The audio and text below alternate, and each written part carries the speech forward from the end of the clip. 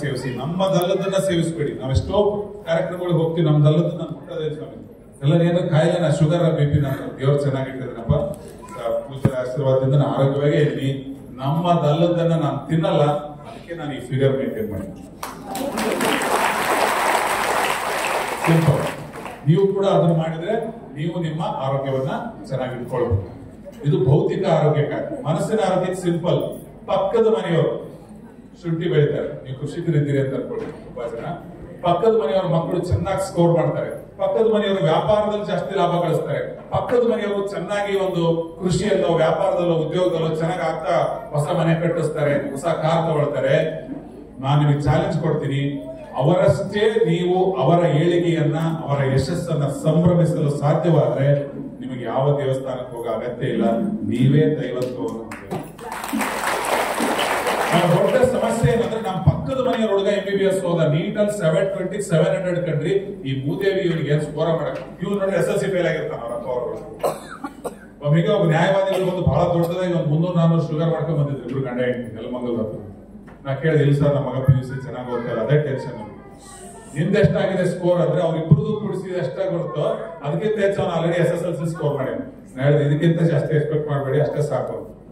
ಇದು manufacturing defect. ನಿಮ್ಮ ಮಕ್ಕಳ ಬಗ್ಗೆ ಸುಮ್ಮನೆ ಒತ್ತಡ ಹಾಕೋದು, ಅವ್ರು ಎಲ್ಲಿ ಹೋಗ್ತಾರೆ ನೋಡ್ತಾ ಇರಿ, ಅವ್ರಿಗೆ ಸಲಹೆ ಕೊಡ್ತಾ ಇರಿ.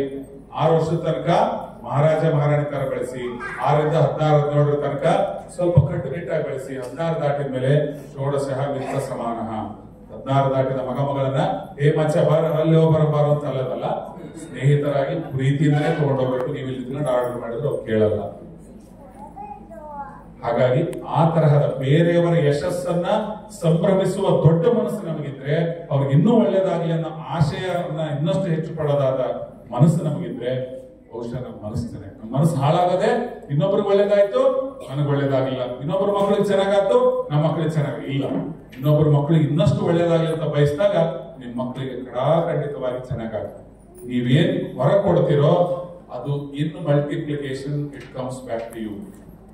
ನೀವು ನಿಮ್ಮಿಂದ ಹೊರಸೂಸುವ ಒಂದೊಂದು ಆಲೋಚನೆಗಳು, ಒಂದೊಂದು ಭಾವನೆಗಳು, ಒಂದೊಂದು ಮಾತುಗಳು, ಒಂದೊಂದು ವಿಚಾರಗಳು, ನೀವು ಮಾಡ್ತಕ್ಕಂಥ ಒಂದೊಂದು ಕೆಲಸಗಳು ನಿಮಗೆ ವಾಪಸ್ ಬರ್ತವೆ. ಅದು ದೇವರ ಗದಿಗೆ ಮುಗಿಸಿ ಪ್ರಸಾದವಾಗಿ ಬರುತ್ತಲ್ಲ, ಹಾಗಾಗಿ ಇನ್ನು ಮಲ್ಟಿಪ್ಲಿಕೇಶನ್ ವಾಪಸ್ ಬರುತ್ತೆ. ಹಾಗಾಗಿ ಆಡುವ ಮಾತು ಚೆನ್ನಾಗಿರ್ಲಿ. ಕೇವಲ ನಾವು ಸಂಘ ಮಾಡೋದು, ತರಬೇತಿ ತಗೊಳ್ಳೋದು, ಆರ್ಥಿಕವಾಗಿ ಚೆನ್ನಾಗೋದು ಅಷ್ಟೇ ಅಲ್ಲ.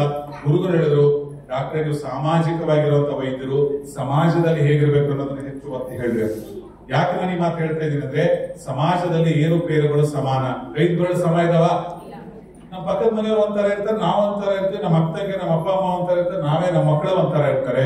ಎಲ್ಲರನ್ನು ಒಳಗೊಳ್ಳುವ ಒಂದು ಮನಸ್ಥಿತಿ ನಮಗೆ. ಹಾಗೂ ಮಕ್ಕಳ ಶಿಕ್ಷಣದ ವಿಚಾರ, ನನ್ನೊಂದು ವಿಡಿಯೋ ಇದೆ, ನಾನು ಗುರುಗಳಿಗೆ ಶೇರ್ ಮಾಡ್ತೀನಿ. ಸುಮಾರು 1 ಕೋಟಿ ಜನ ಆ ವಿಡಿಯೋನ ನೋಡಿದ್ರು ಇತ್ತೀಚೆಗೆ. ನಾನು ಹಾಸನದ ಒಂದು ಕಾಲೇಜಿನಲ್ಲಿ ಮಾತಾಡಿರುವಂತದ್ದು. PU ಓದೋ ಮಕ್ಕಳಿಗೆ ತುಂಬಾ ಉಪಯೋಗ ಆಗುತ್ತೆ. ಆ ವಿಷಯನ ನಾನು ಇಲ್ಲಿ ಹೇಳೋದು, ನಾನು ಶೇರ್ ಮಾಡ್ತೀನಿ. ಗ್ರೂಪಲ್ಲಿ ಯಾರು ಇರ್ತಾರೋ ನಿಮ್ಮ ಮುಖ್ಯ ಪದಾಧಿಕಾರಿಗಳಿಗೆ ನೀವೆಲ್ಲ ನೋಡಿ, ಮಕ್ಕಳಿಗೆ ಒಂದು ದಿಕ್ಸೂಚಿ ಇದೆ, ಆಹಾರದ ಬಗ್ಗೆ, ಓದಿನ ಬಗ್ಗೆ, ಟೈಮ್ ಮ್ಯಾನೇಜ್ಮೆಂಟ್ ಬಗ್ಗೆ ಇದೆ. ಅದನ್ನ ವಿಡಿಯೋ ನಂದಲ್ಲ, ನಂದೇನು ಯೂಟ್ಯೂಬ್ ಚಾನಲ್ ಇಲ್ಲ, ಯಾವ್ದನ್ನು ಪ್ರಮೋಟ್ ಮಾಡಿದ್ರೆ ಯಾರು ಪುಣ್ಯಾತ್ಮರ ಹಾಕಿರೋದು. ಈಗ ಮುಖ್ಯವಾದ ಒಂದು ವಿಷಯವನ್ನು ನಾನು ಹೇಳ್ತೀನಿ. ಆರೋಗ್ಯದ ಮಧ್ಯದಲ್ಲಿ ಒಂದು ಬದಲಾವಣೆ ಇದೆ. ಆರೋಗ್ಯ ಅಂದ್ರೆ ಸುಮ್ಮನೆ ಬೇಜಾರಾಗುತ್ತೆ. ಪೂಜ್ಯರು ಕೇವಲ ಎಲ್ಲ ಮಹಿಳೆಯರ ಸಬಲೀಕರಣ ಮಾಡೋದಷ್ಟೇ ಅಲ್ಲ, ಮಹಿಳೆಯರು ಚಿಂತೆ ಮಾಡ್ತಕ್ಕಂಥ ಅವರ ಮಕ್ಕಳ ಭವಿಷ್ಯಕ್ಕಾಗಿ ಕೂಡ ಒಂದು ಅದ್ಭುತವಾದಂತಹ ಶಿಕ್ಷಣ ವ್ಯವಸ್ಥೆಯನ್ನ ಪುಷ್ಪಗಿರಿ ಮಹಾಸಂಸ್ಥಾನವು ನಿಮಗೋಸ್ಕರ ಈಗಾಗಲೇ ಕೊಡ್ತಾ ಇದೆ, ಇನ್ನು ಮುಂದೆ ಕೊಡ್ತಾ ಇದೆ. ಅದಕ್ಕಾಗಿ ಪೂಜ್ಯರಿಗೆ ನಾವು ಭಕ್ತಿಪೂರ್ವಕ ಚಪ್ಪಾಳೆ. ಇವತ್ತು ಬಹಳಷ್ಟು ಜನರಿಗೆ ವೈದ್ಯಕೀಯ ವಿಜ್ಞಾನ, ಆರೋಗ್ಯದ ಕ್ಷೇತ್ರ ಕೈ ಬೀಸಿ ಕರೀತಾರೆ, ಹೌದಲ್ವಾ? ನನ್ನ ಮಗ ಡಾಕ್ಟರ್ ಆಗ್ಬೇಕು, ನನ್ನ ಮಗಳು ಡಾಕ್ಟರ್ ಆಗ್ಬೇಕು, ಅಥವಾ ನಾನ್ ಡಾಕ್ಟರ್ ಆಗ್ಬೇಕು ಅನ್ನುವಂತ ಯುವ ಜನತೆ ತುಂಬಾ ಜನ ಇದಾರಮ್ಮ. ಆದರೆ ವಾಸ್ತವ ಕೂಡ ಸರಿ. ನಾವೆಲ್ಲ ಅನ್ಕೊಳ್ಳೋಣ, ನಾವೆಲ್ಲ ಆಶಿಸೋಣ, ನಾವೆಲ್ಲ ತುಂಬಾ ಹೆಬ್ಬಯಕೆಯನ್ನು ಹೊಂದೋಣ, ನಮ್ಮ ಮಕ್ಕಳು ಬಹಳ ಒಳ್ಳೆ ಸಾಧನೆ ಮಾಡಿ ಆಯುರ್ವೇದ, ಅಲೋಪತಿ, ಹೋಮಿಯೋಪತಿ, ನ್ಯಾಚುರೋಪತಿ ವೈದ್ಯರಾಗ್ತಾರೆ. ಖಂಡಿತ ಆಗಲಿ, ಸಂತೋಷ. ಆದರೆ ನಿಮಗೆ ಗೊತ್ತಿಲ್ಲದಿರುವ ಒಂದಿಷ್ಟು ವಿಷಯಗಳನ್ನ ಹೇಳ್ತೀನಿ.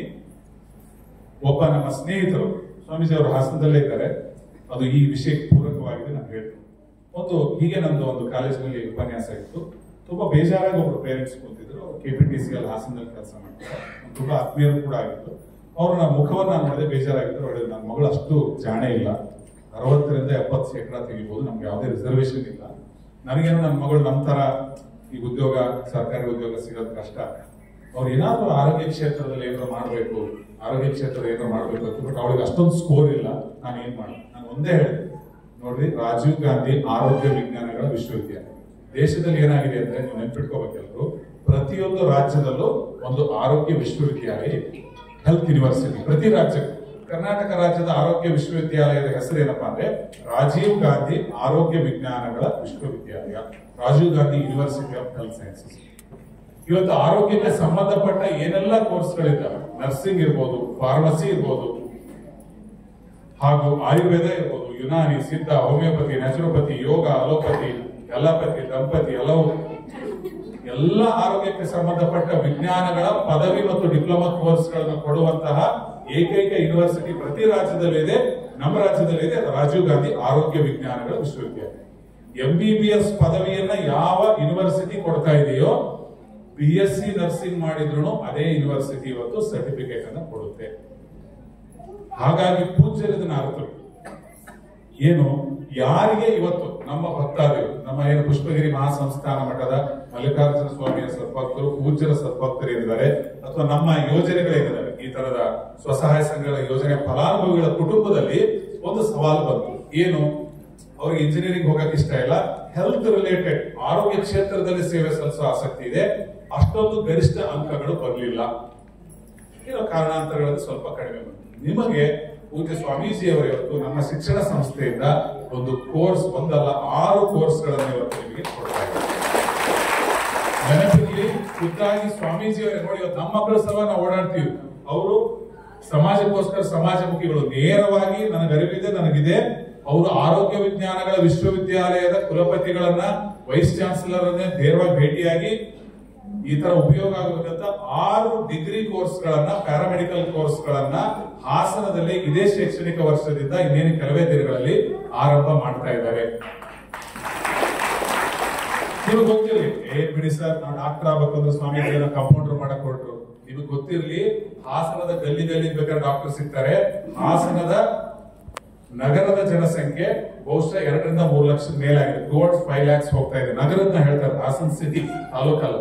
ಹಾಸನ ನಗರದ ಪಾಪ್ಯುಲೇಷನ್ನೇ 5 ಲಕ್ಷದ ಕಡೆ ಹೋಗ್ತಾ ಇದೆ, 3 ಲಕ್ಷ ದಾಟಿ. ಓಕೆನಾ? ನಿಮ್ಗೆ ಗೊತ್ತಿರಲಿ, ಫಿಸಿಯೋಥೆರಪಿಸ್ಟ್ ಯಾರು ಮಾನ್ಯತೆ ಪಡೆದ ಅಂತಾರಾಷ್ಟ್ರೀಯ ಮಟ್ಟದಲ್ಲೂ ತುಂಬಾ ಒಂದು ವೇಟೇಜ್ ಅನ್ನು ಹೊಂದಿರುವಂತಹ ಒಂದು ಡಿಗ್ರಿಯನ್ನ ಪಡೆದಂತ ಫಿಸಿಯೋಥೆರಪಿಸ್ಟ್ 3-4 ಲಕ್ಷ ಜನ ನಗರವಾಸಿಗಳೇ ಇರುವಂತಹ, ಸಾವಿರಾರು ಲಕ್ಷಾಂತರ ಜನ ತಾಲೂಕು ಕೇಂದ್ರ, ಗ್ರಾಮೀಣ ಭಾಗದಿಂದ ಇರುವಂತಹ 50-60 ನರ್ಸಿಂಗ್ ಹೋಮ್ಗೆ, ಜಿಲ್ಲಾಸ್ಪತ್ರೆಗೆ ಬರುವಂತಹ ಜಿಲ್ಲಾ ಕೇಂದ್ರದಲ್ಲಿ ಫಿಸಿಯೋಥೆರಪಿ ಅಂತ ಒಂದಿದೆ. ಮಿಷಿನ್ ಗಳನ್ನು ಉಪಯೋಗಿಸಿ ವ್ಯಾಯಾಮಗಳನ್ನು ಮಾಡಿಸಿ ವ್ಯಾಯಾಮ ಚಿಕಿತ್ಸೆಯನ್ನು ಕೊಡುತ್ತೆ. ನೀವು ಕೇಳುತ್ತಿಲ್ಲ ಫಿಸಿಯೋಥೆರಪಿ ಅಂತ? ಈಗ ರಕ್ತ ಸಂಚಾರ ಇರ್ಬೋದು, ವಿಶೇಷವಾಗಿ ಸ್ನಾಯು ಸೆಳೆತ, ಕೀಲು ಮೂಳೆ ನೋವು, ಅಪಘಾತದಲ್ಲಿ ನೋವಾದಾಗ, ಸರ್ಜರಿ ಆದಾಗ, ಸ್ಟ್ರಕ್ ಆದಾಗ ಅದನ್ನ ಬೇರೆ ಬೇರೆ ಮಿಷಿನ್ಸ್ ಅನ್ನ ಬಳಸಿ ultrasound, IRT, IFT, wax therapy, electric convulsive therapy ಎಲ್ಲ ಕೊಟ್ಬಿಟ್ಟು ಅದು ಸರಿ ಮಾಡ್ತಾರಲ್ಲ, ಅದೇ ಫಿಸಿಯೋಥೆರಪಿ. ಎಷ್ಟು ಡಿಮ್ಯಾಂಡ್ ಇದೆ ಅಂದ್ರೆ, ಇವತ್ತು ಹಾಸನದಲ್ಲಿ ಸುಮಾರು 50 ಖಾಸಗಿ ಆಸ್ಪತ್ರೆ ಇರ್ಬೋದು, 3 ಜನ ಕ್ವಾಲಿಫೈಡ್ ಫಿಸಿಯೋಥೆರಪಿಸ್ಟ್. ಆಲ್ರೆಡಿ 3 ಜನನು ನಾ ಹೇಳಿದ್ರೆ, ನೀವು ನಮ್ಮ ಹತ್ರ ಬರ್ಬೇಕು, ನೀವೇ ಕಾಯಿಲೆ ಬೀಳ್ತಿರತ್ತ, ಅಷ್ಟು ಪೇಷಂಟ್ಸ್ ಇದೆ, ಮ್ಯಾನೇಜ್ ಮಾಡಕ್ ಆಗ್ತದೆ. ಗೊತ್ತಾಗಿದೆಯಲ್ಲ?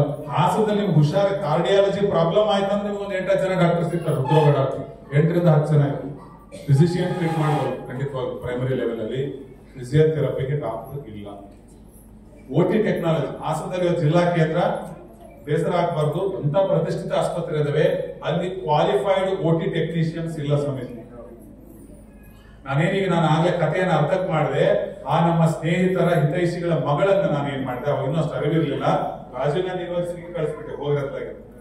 ಅಲ್ಲಿ ಹೋದಾಗ ಹೇಳಿದೆ, ನೀವು ಆಸ್ಪತ್ರೆಯಲ್ಲಿ ಕೆಲಸ ಮಾಡಬೇಕು, ಆರೋಗ್ಯ ವಲಯದಲ್ಲಿ ಅಲ್ಲಿ ಒಂದಿದೆ, BSc ಇನ್ ಕಾರ್ಡಿಯಾಲಜಿ, ಹೃದಯ ಆರೋಗ್ಯಕ್ಕೆ ಸಂಬಂಧಪಟ್ಟ ವಿಜ್ಞಾನದ BSc ಕೋರ್ಸ್ ಇದೆ, BSc ಇನ್ ಕಾರ್ಡಿಯಾಲಜಿ ಇದೆ, ಅದನ್ನ ಮಾಡಿಸಿ. OT ಟೆಕ್ನಾಲಜಿಯಲ್ಲಿ ಅದು BSc ಮಾಡಿದ್ಲು. ಆಮೇಲೆ ಒಂದ್ಸಲ ಒಂದು ಇನ್ವಿಟೇಷನ್ ಬಂತು, ಮನೆ ಮುಂದೆ ನಾವು ಇರ್ಲಿಲ್ಲ, ನೋಡ್ತೀನಿ ಅವಳು ಮದುವೆ, ಅವಳು ಕ್ವಾಲಿಫಿಕೇಶನ್ ನೋಡ್ತೀನಿ, MSc ಇನ್ ಕಾರ್ಡಿಯಾಲಜಿ. ಅವಳು ಸಂಬಳ ಕೇಳಿ ನನಗೆ ನಿಜಕ್ಕೂ ಬೇಜಾರಾಯ್ತು, ನನಗಿಂತ ಜಾಸ್ತಿ ಸಂಬಳ ಇಲ್ಲ. ಅವಳು ಎಲ್ಲಿ ಅಪ್ಪ ಜೊತೆಗೆ ಆರಾಮಾಗಿ ಹಾಸನದಲ್ಲೇ ಇದ್ದಾಳೆ, ಹಾಸನದಲ್ಲೇ ಮದುವೆ ಮಾಡಿಕೊಟ್ಟಿದ್ದಾರೆ. ಅಲ್ಲೇ 2-3 ನರ್ಸ್ಗಳು ಬರೀ ಅವ್ರ ಕೆಲಸ ಓಟಿ ಅಸಿಸ್ಟ್ ಮಾಡೋದಲ್ಲ, ಓಟಿ ಕಾರ್ಡಿಯಾಲಜಿ ಓಟಿ, ಮತ್ತೆ ಜನರಲ್ ಎಲ್ಲ ಇಲ್ಲ, ಜನರಲ್ ಓಟಿ ಇಲ್ಲ, ಕೇವಲ ಹೃದಯ ಸಂಬಂಧಿ ಶಸ್ತ್ರಚಿಕಿತ್ಸಾಗಾರದಲ್ಲಿ ಎಲ್ಲ ಕೆಲಸ ಮಾಡ್ತಾ ಇರ್ತಾರಲ್ಲ, ಅಲ್ಲಿ ಕ್ವಾಲಿಟಿ ಚೆಕಿಂಗ್ ಮತ್ತು ಸೂಪರ್ವಿಷನ್ ಅಷ್ಟೇ ಅವ್ರ ಕೆಲಸ. ಅಲ್ಲಿ ಬರೋ ಅನಸ್ತೇಶಿಯಾದವರಿಗೆಲ್ಲ ರೆಡಿ ಇದೆಯಾ, ಅಲ್ಲೇನು ಕಾಟ್ರಿ ಮಾಡೋದಕ್ಕೆ ಮಿಷಿನ್ ಕರೆಕ್ಟ್ ಇದೆಯಾ, ಮೆಡಿಸಿನ್ಸ್ ಎಲ್ಲ ಎಲ್ಲ ಡೇಟ್ ಕರೆಕ್ಟ್ ಆಗಿ ಇಟ್ಟಿದಾರ, ಲೈಟಿಂಗ್ ಅಡ್ಜಸ್ಟ್ಮೆಂಟ್, ಎಲೆಕ್ಟ್ರಿಸಿಟಿ ಸಪ್ಲೈ, ಏನ್ ಬೇಕು, ಸರ್ಜಿಕಲ್ ಇನ್ಸ್ಟ್ರೂಮೆಂಟ್ಸ್ ಸರಿ ಇದಾವಂತ ಅಸರ್ಟೈನ್ ಮಾಡಿ ಸೈನ್ ಹಾಕೋದಷ್ಟೇ ಅವ್ರ ಕೆಲಸ. ಖುಷಿಯಾದ ಚಪ್ಪಾಳೆ ತಟ್ರಿ. ಹೀಗೆ ನಮ್ಮ ಜನರಿಗೆ ಏನಾಗಿದೆ ಅಂದ್ರೆ MBBS ಓದಿದ್ರಷ್ಟೇ ಡಾಕ್ಟರ್, ಕರೆಕ್ಟ್ ಒಪ್ಪೋಣ, ಅದು ಡಾಕ್ಟರ್, ಅದು ವಿಶ್ವಮಾನ್ಯವಾಗಿರೋದು. ಅದಲ್ಲದೆ ಸುಮಾರು ವಿಪುಲವಾದ ಸ್ಪರ್ಧೆನೇ ಇಲ್ಲ. ಅವ್ರು ಮುಗಿಸಿದ್ರೆ ಅವ್ರು ಯಾರು ಇಂಡಿಯಾದಲ್ಲಿ ನಿಲ್ಲಲ್ಲ, ಮೊದಲೇ ಹೇಳಿರ್ತೀನಿ ನಾನು. ವಿದೇಶದಲ್ಲಂತೂ ಹಾಟ್ ಕೇಕ್ ಆಗಿ ಅವ್ರನ್ನ ಹುದ್ದೆಗೆ ತಗೊಳ್ತಾರೆ. ಇಲ್ಲಿರುವ ವೈದ್ಯರು ದುಡಿಯೋದಕ್ಕಿಂತ ಹೆಚ್ಚು ಅವರು ವಿದೇಶದಲ್ಲೂ ಕೂಡ ದುಡಿಬಹುದು. ಇಲ್ಲಿ ಸರ್ಕಾರಿ ಸೇವೆಯಲ್ಲಿ ಕ್ವಾಲಿಫೈಡ್ ಟೆಕ್ನಿಕಲ್ ಅಸಿಸ್ಟೆಂಟ್ಸ್ ಇಲ್ಲ. ಪ್ರಮಾಣಿತ ಮತ್ತು ಒಂದು ತುಂಬಾ ಪ್ರತಿಷ್ಠಿತ ವಿಶ್ವವಿದ್ಯಾಲಯದಲ್ಲಿ ಪದವಿಯನ್ನು ಪಡೆದಂತಹ ತಾಂತ್ರಿಕ ವರ್ಗದವರು ಆರೋಗ್ಯ ವಲಯದಲ್ಲಿ ಇಲ್ಲ. ಅದನ್ನೇ ಇವತ್ತು ಪುಷ್ಪಗಿರಿ ಮಹಾಸಂಸ್ಥಾನದ ಈ ಮಹಾನುಭಾವರಾದ ಶ್ರೀಗಳು ಅರಿತು 6 ಡಿಗ್ರಿ ಕೋರ್ಸ್ಗಳನ್ನ, 6 ಈ ತರದ ಪ್ಯಾರಾಮೆಡಿಕಲ್ ಹೆಲ್ತ್ಗೆ ಆಗ್ತಕ್ಕಂಥ ಡಿಗ್ರಿ ಕೋರ್ಸ್ಗಳನ್ನ ತಂದಿದ್ದಾರೆ. ನಿಮ್ಮ ಮನೆಯಲ್ಲಿ ಏನಿವತ್ತು ಇಷ್ಟೊಂದು ಜನ ಸಹೋದರಿಯರು ಬಂದಿದ್ರಿ, ಮಾತೆಯರು ಬಂದಿದ್ರಿ, ನಿಮ್ಮ ಮಕ್ಕಳೇನಾದ್ರೂ PU ಸೈನ್ಸ್ ಓದ್ತಾ ಇದ್ರೆ, PUC ಸೈನ್ಸ್ ಹೋದ್ಮೇಲೆ ನಾನು ಏನ್ ಮಾಡ್ಬೇಕು, ನಾನು MBBS ಮಾಡ್ಬೇಕಾ, ಆಯುರ್ವೇದನೇ ಮಾಡ್ಬೇಕಾ, ಅಥವಾ ಜಾಬ್ ಓರಿಯೆಂಟೆಡ್ ಕ್ವಿಕ್ ಜಾಬ್ ಸಿಕ್ಕು ನಾನು ಹೆಲ್ತ್ ಸೆಕ್ಟರ್ ಅಲ್ಲೇ ಕೆಲಸ ಮಾಡ್ತಾ ನನಗೆ ವಿಪುಲವಾದ ಅವಕಾಶಗಳಿತ್ತು, ಡಿಗ್ರಿ ಮಾಡಿ ಇವತ್ತು ಮನೆಯಲ್ಲಿ ಕೂರ್ತಾರೆ. ನಿಮ್ಗೆ ಗೊತ್ತಿರಲಿ, 1 ವರ್ಷದಲ್ಲಿ 12 ಲಕ್ಷ ಜನ ಇವತ್ತು BE ಪದವೀಧರರು ಭಾರತದಲ್ಲಿ ಹೊರಗಡೆ ಬರ್ತಾ ಇದ್ದಾರೆ. ದಯವಿಟ್ಟು ನೆನ್ಪಿಟ್ಕೊಳ್ಳಿ, ಎಷ್ಟು ಜನ ಪದವೀಧರರು BE ಮುಗಿಸ್ತಾ ಇದ್ದಾರೆ ಭಾರತದಲ್ಲಿ? 12 ಲಕ್ಷ. ಪೂಜ್ಯರೇ, ನಿಮಗೂ ಅರಿವಿರಬಹುದು, ಅದರಲ್ಲಿ ಜಾಬ್ ಕ್ರಿಯೇಟ್ ಆಗ್ತಕ್ಕಂಥದ್ದು 2.75 lakhs ಪದವೀಧರರಿಗೆ ಮಾತ್ರ. 12 ಲಕ್ಷದಲ್ಲಿ 3 ಲಕ್ಷ ಅನ್ಕೊಳ್ಳಿ, ಕಾಲು ಭಾಗ ಜನರಿಗೆ ಮಾತ್ರ. 100 ಜನ ಡಿಗ್ರಿ ಮುಗಿಸಿದ್ರೆ 25 ಜನ ಕೆಲಸ ಸಿಗ್ತಾ ಇದೆ ರಫ್ ಆಗಿ. ಇನ್ನು 75 ಜನ FDA ಎಕ್ಸಾಮ್ ಬರೀತಾ ಇದ್ದಾರೆ. ನಾನು ಯಾರನ್ನೂ ಕೂಡ ಅಲ್ಲಗಳಿಲ್ಲ. Engineers are the backbone of the any country. ಇವತ್ತೆಲ್ಲ ಟೆಕ್ನಾಲಜಿ ಡೆವಲಪ್ ಆಗೋದಕ್ಕೆ, ಸಾರಿಗೆ ತಂತ್ರಜ್ಞಾನ ಡೆವಲಪ್, ಇಂಜಿನಿಯರ್ಸ್ ಕಾರಣ. ನನಗೆ ಗೌರವ ಇದೆ. ವಾಸ್ತವ ಬೇರೆ, ಭಾವುಕತೆ ಬೇರೆ. ಕರೆಕ್ಟಾ ಸರ್? ಕರೆಕ್ಟಾ ಮೇಡಮ್? ಇವತ್ತು ರಿಯಾಲಿಟಿ ಏನಾಗ್ತಕ್ಕಂಥದ್ದು, 12 ಲಕ್ಷ ಜನ BE ಪದವೀಧರರಿದ್ದು 3 ಲಕ್ಷ ಜನಕ್ಕೂ ಕೆಲಸ ಸಿಗ್ತಾ ಇಲ್ಲ. ಇನ್ನು 9 ಲಕ್ಷ ಜನ ಏನ್ ಮಾಡ್ಬೇಕು? ಅವರು FDA ಎಕ್ಸಾಮ್ ಬರೀತಾ ಇದ್ದಾರೆ, SDA ಎಕ್ಸಾಮ್ ಬರೀತಾ ಇದ್ದಾರೆ, ಮೆಕ್ಯಾನಿಕ್ ಜಾಬ್ಗೆ KSRTC ಅಲ್ಲಿ BE ಮಾಡಿದವರಿದ್ದಾರೆ. ಎಷ್ಟೋ ಜನ ಮತ್ತೆ ಬೇರೆ ಬೇರೆ ಕೋರ್ಸ್ ಆನ್ಲೈನ್ ಡಿಗ್ರಿ ಮಾಡ್ಕೊಂಡು B.Ed ಮಾಡ್ಕೊಂಡು ಪ್ರೈವೇಟ್ ಸ್ಕೂಲ್ ಟೀಚರ್ ಆಗಿದ್ದಾರೆ.